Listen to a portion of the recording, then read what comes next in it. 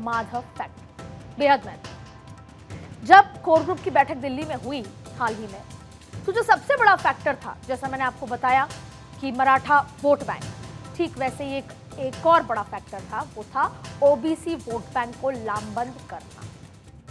अमित शाह की रणनीति है कि महाराष्ट्र चुनाव में लीड तभी ली जा पाएगी अगर ओबीसी वोट बैंक लामबंद हो जाए। माधव फैक्टर यानी माली, धनगर, बंजारा जातियों को फिर से अपने पाले में लाने की कोशिश।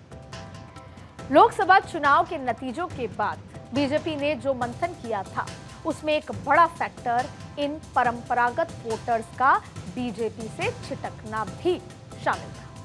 राजनीति में माधव के नाम से मशहूर ये जातियां प्याज उत्पादक हैं। प्याज की कीमत से इनका मिजाज बदल जाता है, तो बीजेपी सरकार ने प्याज निर्यात शुल्क को कम कर दिया है। हाल ही में पीएम मोदी ने बंजारा विरासत म्यूजियम का उद्घाटन भी किया।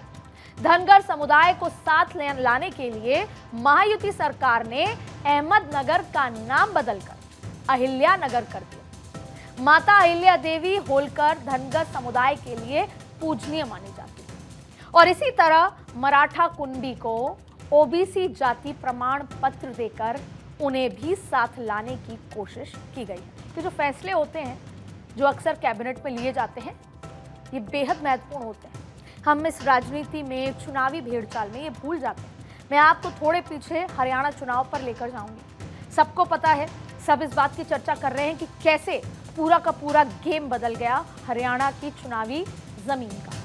लेकिन अगर किसी ने ध्यान से चुनाव होने के 2 महीने पहले जो नायाब सिंह सैनी सरकार में जो कैबिनेट के फैसलों को अगर पढ़ा होता, तो शायद जो चुनाव का नतीजा है वो इतना चौंकाने वाला नहीं लगता। पिछले 2 महीने में जिन जिन मुद्दों पर जनता या कार्यकर्ताओं की नाराजगी थी, वो कैबिनेट में बदल दिए गए। इसीलिए ये जो फैसले और ये जो घोषणाएं हैं, ये चुनाव में वोटर्स के मन पर एक बड़ा इंपैक्ट छोड़ती है। बीजेपी की सोशल इंजीनियरिंग में सिर्फ ये जातियां भर नहीं, दलित वोटर्स और ओबीसी की दूसरी जातियों को साधने के लिए बीजेपी ने पुख्ता तैयारी शुरू कर दी। बीजेपी का प्लान 54 इसी का हिस्सा है। अब आप ये कहेंगे कि ये प्लान 54 क्या है? अब इसको समझते हैं।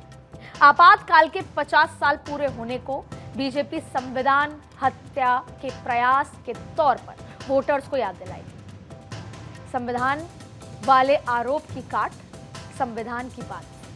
घर घर संविधान अभियान चलाया जाएगा और जिसके जरिए आरक्षण खत्म करने के नैरेटिव की काट तैयार की गई। साथ ही साथ महायुति की पार्टियां ये बताने की कोशिश भी करेंगी कि दरअसल कांग्रेस संविधान खत्म करेगी, और कैसे बताएंगी, इसके लिए राहुल गांधी के अमेरिका वाले बयान को भी वोटर्स तक पहुंचाया जाएगा। दरअसल महाराष्ट्र में 54 आरक्षित सीटें, 29 सीटें एससी समुदाय के लिए और 25 सीटें एसटी समुदाय के लिए आरक्षित हैं। और इसीलिए बीजेपी की कोशिश है कि हरियाणा की तरह seat to seat micro management कर इन 54 सीटों को साधा जाए। 54 सीटें।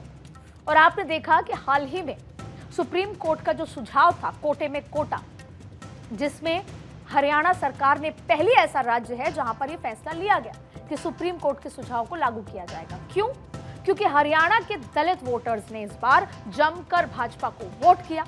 अब ये रिटर्न गिफ्ट मान लीजिए या सीधा सीधा महाराष्ट्र के दलित वोटर को साधने की रणनीति। लेकिन भारतीय जनता पार्टी ने दलित वोटर्स को साधने की ये रणनीति भले ही हरियाणा में अनाउंस करके की हो, लेकिन दलित वोटर्स के मन में ये बात जरूर आएगी कि क्या पता अगर महाराष्ट्र में भाजपा की सरकार आएगी तो शायद कोटे में कोटा का फायदा हमें मिल सकता है।